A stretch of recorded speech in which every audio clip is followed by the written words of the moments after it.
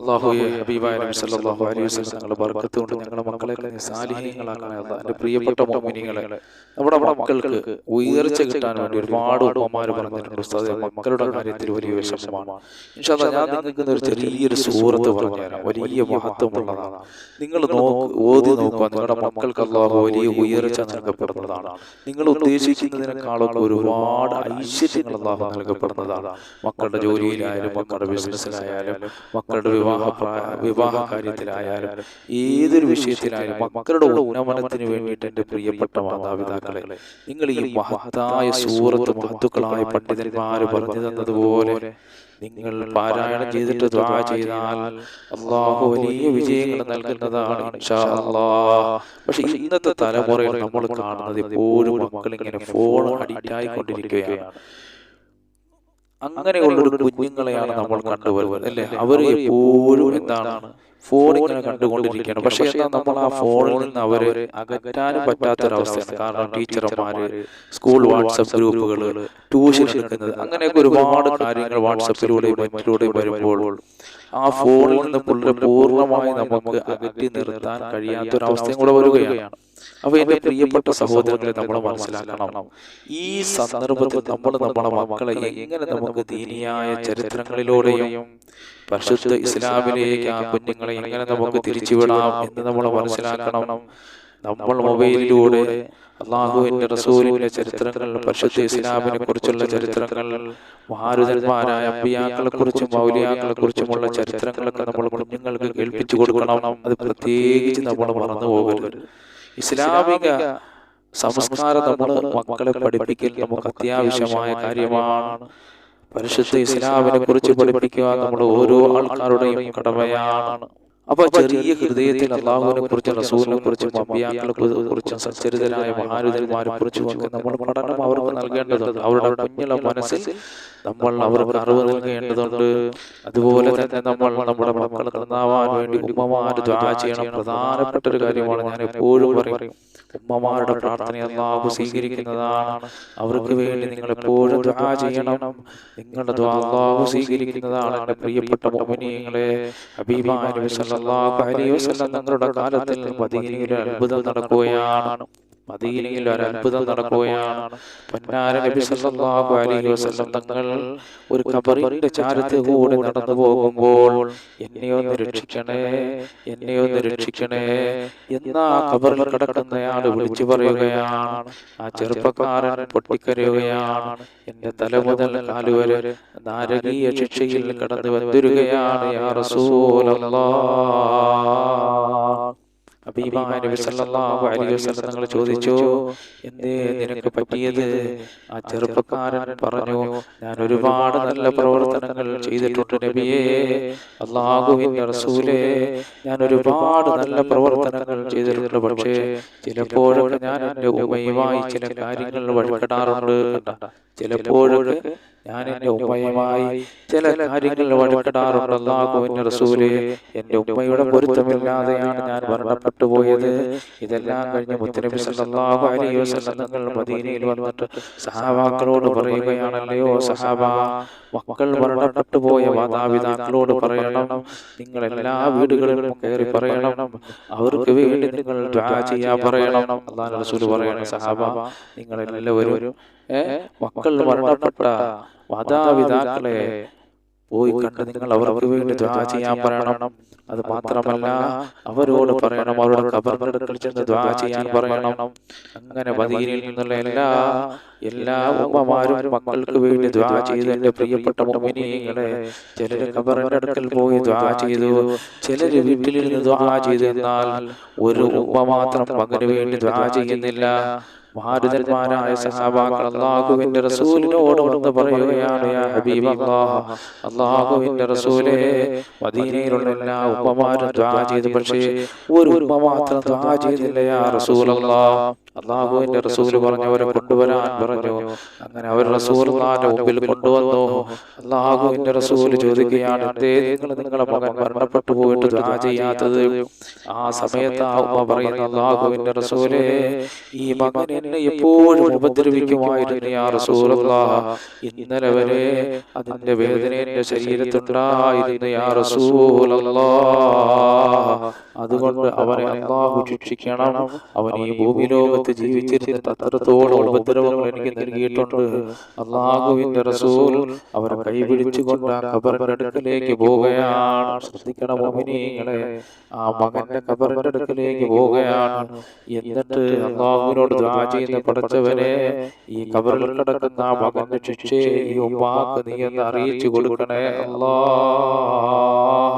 സുബ്ഹാനല്ലാഹ്, നിങ്ങൾ നോക്കൂ, നബിതങ്ങൾ ദുആ ചെയ്യുകയാണ്. അല്ലാഹുവിന്റെ റസൂലിന്റെ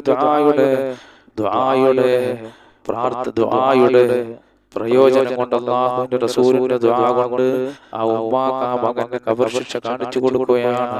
ആ ഉമ്മ ചെവി അങ്ങോട്ട് ആ ഖബറിനോട് ചേർത്ത് വെച്ചപ്പോൾ സുബ്ഹാനല്ലാഹ്, ആ ഉമ്മ നിലവിളിച്ചു പോവുകയാണ്, യാ റസൂലല്ലാഹ്, അല്ലാഹുവിന്റെ റസൂലേ, പൊന്നാര നബിയേ, ഞാൻ എന്റെ മകന് പൊരുത്തപ്പെട്ടു കൊടുത്തിരിക്കുന്നു യാ റസൂലല്ലാഹ്.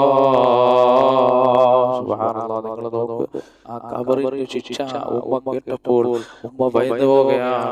ആ ഉമ്മ മകന് വേണ്ടി ദുആ ചെയ്യുന്ന പടച്ചവനെ, എന്റെ പൊന്നാര മകന് ഞാൻ പൊറുത്തു കൊടുത്തേ അല്ലാഹ്, അവന് നീ സ്വർഗ്ഗം നൽകണേ അല്ലാഹ്. എന്റെ പ്രിയപ്പെട്ട സഹോദരനെ, നിങ്ങൾ മനസ്സിലാക്കണം, അവ മാതാപിതാക്കളും ഉമ്മയും വാപ്പയും നമുക്ക് വലുതാണ്. ഞാൻ എന്തിനാണ് ഈ ചരിത്രം പറഞ്ഞത്? എന്റെ പ്രിയപ്പെട്ട ഉമ്മമാരെ, നിങ്ങൾ നിങ്ങളുടെ മക്കൾക്ക് വേണ്ടി ദുആ ചെയ്യണം, അല്ലേ? നിങ്ങൾ ഒരിക്കലും നിങ്ങളുടെ മക്കൾ മരണപ്പെട്ടു പോയിട്ടുണ്ടെങ്കിൽ നിങ്ങൾ ദുആ ചെയ്യണം. അതല്ലെങ്കിൽ നിങ്ങളുടെ മക്കളുടെ വിജയത്തിന് വേണ്ടി നിങ്ങൾ എപ്പോഴും ദുആ ചെയ്തുകൊണ്ടേയിരിക്കണം. സുന്നത്ത് നമസ്കാരങ്ങളൊക്കെ നമസ്കരിക്കുമ്പോൾ ആ സുന്നത്ത് നമസ്കാരങ്ങളൊക്കെ കിടന്ന് നിങ്ങൾ ദുആ ചെയ്യണം. സുജൂദിൽ കിടന്ന് മലയാളത്തിൽ ദുആ ചെയ്യാൻ നിസ്കാരം ബാത്തിലായി പോകും. അതുകൊണ്ട് നിങ്ങൾ മനസ്സിൽ കരുതുന്ന സുജൂദിൽ കിടന്നുകൊണ്ട്, അല്ലാഹുവേ, എന്റെ മകന്റെ ജോലിയിൽ നീ ബർക്കത്ത് നൽകണേ അല്ലാഹ്, എല്ലാവിധ ഖൈറുകളും നൽകണേ അല്ലാഹ്, എല്ലാവിധ ഐശ്വര്യങ്ങളും നൽകണേ അല്ലാഹ്, അവന്റെ രോഗം ശിഫയാക്കണേ അല്ലാഹ്, വലിയ വിദ്യാഭ്യാസം അവന് നൽകണേ അല്ലാഹ് എന്നൊക്കെ എന്തെല്ലാം നിങ്ങൾക്ക് ദുആ ചെയ്യാൻ പറ്റും അതെല്ലാം നിങ്ങളെ മനസ്സുകൊണ്ട് സുജൂദിൽ കിടന്നുകൊണ്ട് ദുആ ചെയ്യണം. ഇതൊക്കെ നമ്മുടെ മക്കള് വലിയ വിജയങ്ങൾ ഉണ്ടാക്കാൻ ഒരു കാരണമാണ്. ഇതൊക്കെ ഞാൻ പറഞ്ഞിരുന്നു. ഉമ്മമാരെ, നിങ്ങളുടെ മക്കൾ എന്തെങ്കിലും ഒരു വിഷമോ പ്രയാസമോ നിങ്ങൾ കണ്ടാൽ നിങ്ങൾ ചെയ്യേണ്ടിയുള്ള കാര്യമാണ്. അപ്പൊ നമ്മളെ മക്കളിൽ ഒരുപാട് പേര് നമ്മുടെ പരാതി പറഞ്ഞിട്ടുണ്ട്, ഉസ്താദേ, മക്കളുടെ വിജയത്തിന് വേണ്ടി ഞങ്ങൾ എന്ത് ചെയ്യണം എന്നൊക്കെ ചോദിച്ചിട്ട് ഒരുപാട്. എന്റെ പ്രിയപ്പെട്ട മോനികളെ, മക്കൾ എപ്പോഴും ഫോൺ കാണുന്നവരാണ്. ഇന്ന് നമ്മുടെ മക്കൾ കൂടുതലായി ഫോൺ ഉപയോഗിക്കുന്നവരാണ്. കാരണം ഇന്ന് കുട്ടികളുടെ ക്ലാസ്സും എല്ലാം വാട്സപ്പ് ഗ്രൂപ്പ് വഴിയും ഒക്കെയാണ് ടീച്ചർമാരെടുത്തത് അറിയിക്കുന്നത്. അപ്പോൾ നമ്മൾ മക്കൾക്ക് മൊബൈൽ കൊടുത്തേ പറ്റൂ. ഇവിടെ നാം ശ്രദ്ധിക്കേണ്ടത് അത്യാവശ്യ കാര്യങ്ങൾക്ക് വേണ്ടി മാത്രം കുഞ്ഞുങ്ങൾക്ക് നാം ഫോൺ നൽകുക. ഫോൺ നല്ലതുകൊണ്ട് ചീത്തയുമുണ്ട്. മക്കൾ ഫോൺ കയ്യിൽ വാങ്ങുമ്പോൾ എന്തൊക്കെയാണ് കാണുന്നത്, കേൾക്കുന്നത് എന്ന് നാം ശ്രദ്ധിക്കണം. മക്കൾ ഫോണിന് അഡിക്റ്റായി പോയാൽ പിന്നെ അവരെ പിടിച്ചാൽ കിട്ടുകയില്ല. അവർ എന്താണ് പറയുന്നത്, പ്രവർത്തിക്കുന്നത് എന്ന് അവർക്ക് പോലും നിശ്ചയമില്ലാത്ത രീതിയാണ് ചില കുട്ടികൾ പെരുമാറുന്നത്.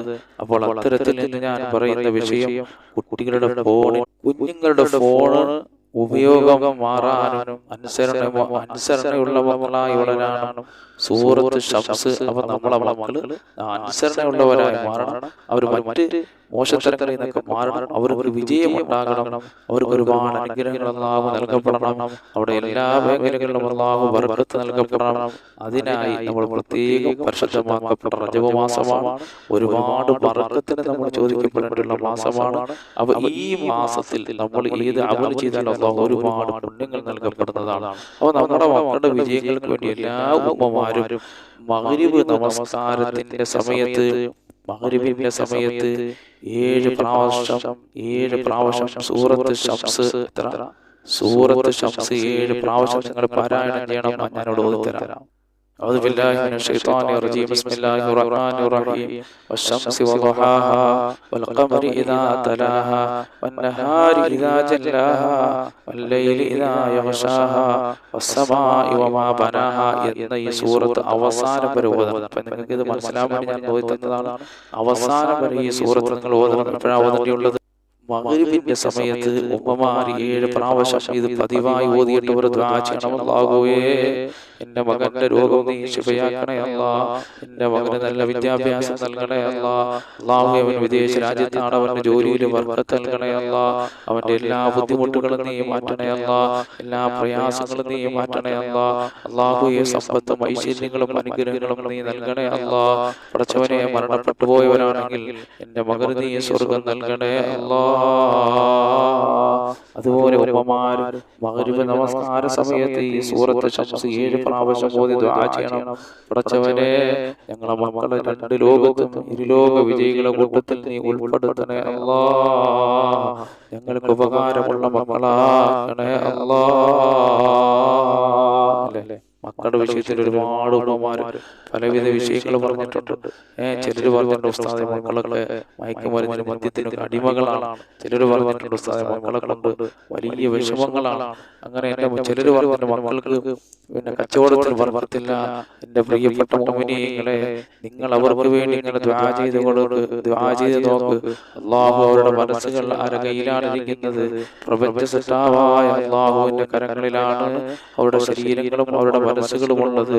അതുകൊണ്ട് നിങ്ങൾ ഈ മഹത്തായ സൂറത്ത് ഓതിയിട്ട് മഹത്തുക്കളായ പണ്ഡിതന്മാർ പറഞ്ഞു തന്നതുപോലെ ഓതി നിങ്ങൾ ദുആ ചെയ്താൽ ഇൻഷാ അല്ലാഹ് നിങ്ങളെ മക്കൾക്ക് നല്ല വിജയം അല്ലാഹു നൽകുന്നതാണ്. അപ്പൊ ഇങ്ങനെയുള്ള വീഡിയോകൾ നിങ്ങൾ പരസ്പരം ഷെയർ ചെയ്യുക. സൂറത്തുകളും ആയത്തുകളും ഖുർആനുകളും ദിക്റുകളും ഒക്കെ മഹത്തുക്കളായ പണ്ഡിതന്മാർ പറഞ്ഞു തന്നത് നമ്മുടെ ജീവിതത്തിൽ നമ്മൾ പകർത്തിക്കഴിഞ്ഞാൽ വലിയ വലിയ വിജയങ്ങൾ കാണുന്നതാണ്. പടച്ചവനെ, നിങ്ങൾ പറഞ്ഞത് കേട്ടതെല്ലാം ഒരു സാലിഹായ അമലാക്കി മാറ്റണേ അല്ലാഹ്. റബ്ബേ, ഞങ്ങളെ മക്കളെ കാര്യങ്ങളും സാലിഹീങ്ങളും പണ്ഡിതന്മാരും ഉദ്യോഗസ്ഥന്മാരും മാതാപിതാക്കൾക്കും നാട്ടുകാർക്കും കുടുംബത്തിനെല്ലാം ഉപയോഗമുള്ള നല്ല മക്കളാക്കണേ അല്ലാഹ്. അൽഹംദുലില്ലാഹി റബ്ബിൽ ആലമീൻ. അല്ലാഹുമ്മ സ്വല്ലി അലാ സയ്യിദിനാ മുഹമ്മദ് വഅലാ ആലി സയ്യിദിനാ മുഹമ്മദ്. اللهم اغفر لنا ولوالدينا ولمشايخنا ولأساتذتنا ربنا وما ربونا صغارا. اللهم اشف أمراضنا وأمراض والدينا وأمراض أحبابنا وأمراض أزواجنا وأمراض أولادنا يا شافي الأمراض أرحم الراحمين. يا الله, പ്രപഞ്ച സൃഷ്ടാവായ പടച്ചവനെ, കാരുണ്യവാനായ അല്ലാഹ്, ഞങ്ങൾ പറഞ്ഞത് കേട്ടതെല്ലാം ഒരു സാലിഹായ അമലാക്കണേ അല്ലാഹ്. ഞങ്ങൾ ഇന്ന് മരണപ്പെട്ടവർക്ക് നീ മാഫ് ചെയ്യണേ അല്ലാഹ്. ഞങ്ങൾ പലരും രോഗികളാണ്, ഞങ്ങളുടെ രോഗങ്ങൾ ശിഫയാക്കണേ അല്ലാഹ്. ഞങ്ങളുടെ കൂട്ടത്തിൽ പടച്ചവനെ ഭവനമില്ലാത്തവരുടെ ഭവനം നൽകണേ അല്ലാഹ്. ഞങ്ങളുടെ ഭവനങ്ങൾ പണിനിരക്കുന്നത് പെട്ടെന്ന് പൂർത്തിയാക്കി സന്തോഷത്തോടെ താമസിക്കാനുള്ള ഭാഗ്യം നൽകണേ അല്ലാഹ്. എല്ലാ ആപത്തും മുസീബത്തുകളിൽ ഞങ്ങളെ കാക്കണേ അല്ലാഹ്. ഞങ്ങളുടെ കൂട്ടത്തിൽ വിവാഹപ്രായമെത്തിയ മക്കളുള്ള സലീങ്ങളായ ഇണകളെ നൽകണേ അല്ലാഹ്. ജോലിയില്ലാത്തവർക്ക് ജോലി നൽകണേ അല്ലാഹ്. കച്ചവടത്തിൽ ബർക്കത്ത് നൽകണേ അല്ലാഹ്. ദാരിദ്ര്യമെന്ന മഹാവിപത്തിൽ നിന്ന് ഞങ്ങളെ കാക്കണേ അല്ലാഹ്. സമ്പത്തിന്റെ വഴികൾ വിശാലമാക്കണേ അല്ലാഹ്. ഞങ്ങളെ മക്കളെ കാര്യങ്ങളും സാലിഹീങ്ങളും പണ്ഡിതന്മാരും ഉദ്യോഗസ്ഥന്മാരും മാതാപിതാക്കൾക്ക് നാട്ടുകാർക്കും കുടുംബത്തിന് ഉപയോഗമുള്ള നല്ല മക്കളാക്കണേ അല്ലാഹ്. പടച്ചവനെ, ഞങ്ങളുടെ സഹോദരങ്ങൾ വിദേശ രാജ്യങ്ങളിലാണ്, അവർക്കൊക്കെ ബർക്കത്ത് നൽകണേ അല്ലാഹ്. ഈ ഭൂമിയിൽ എന്തെല്ലാം അനുഗ്രഹങ്ങൾ നീ നൽകിയിട്ടുണ്ടോ അതിലെല്ലാം ബർക്കത്ത് നൽകണേ അല്ലാഹ്. അല്ലാഹുമ്മ ബാരിക് ലനാ ഫീ റജബി വശഅബാൻ വബല്ലിഗ്നാ റമളാൻ وفقنا للصيام والقيام وتلاوة القرآن. ربنا آتنا في الدنيا حسنة وفي الآخرة حسنة وقنا عذاب النار. اللهم صل وسلم وبارك عليه.